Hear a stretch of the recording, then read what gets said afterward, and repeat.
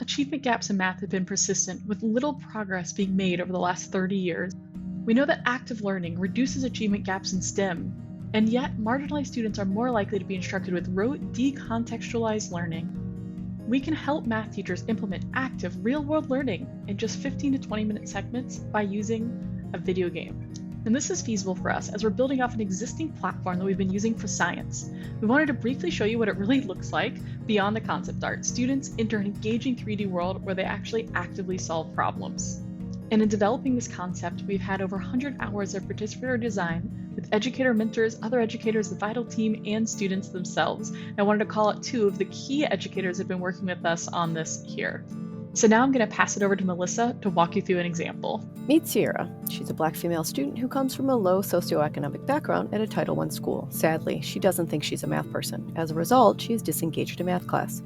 Sierra doesn't see how math relates to her real life and often wonders, when will I ever use this? We designed this game for students like Sierra. I'm going to guide you through a mock-up of our scaffolding quest sequence where Sierra will not only learn about volume and surface area, she will also save the wombats. Let's dive into the story. Something is wrong with the wombats that live in the animal rehab center. Their poop must be shipped to a specialist for analysis.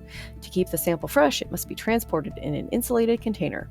The vet tech at the animal rehab center needs help to find the best container, one that maximizes the volume and minimizes the insulation, which is incredibly expensive. This overall approach highlights three key strategies: building empathy as students work to help wombats, math games as our mode of delivery in a 3D web-based game, and real-world math as we set up a real-world problem for students to dig into deeply as they learn math. These strategies address factors such as building an encouraging math learning environment, supporting students from low socioeconomic backgrounds, promoting social-emotional learning, and facilitating math communication. Please notice that on the right, as we go through each component of our solution, we've called out these strategies and factors.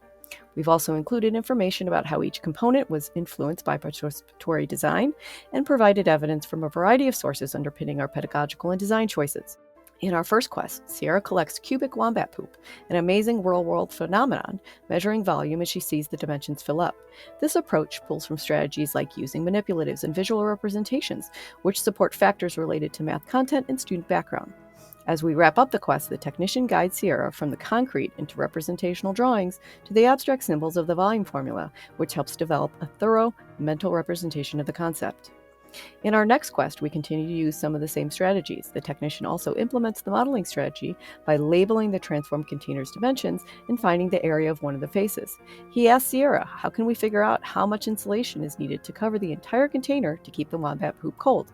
She labels the rest of the net herself, building success from the modeling, and calculates the surface area. Since she has 3 more containers to measure, the technician wonders aloud if Sierra can find a simplified formula for surface area, and she correctly combines like terms to find a more efficient method.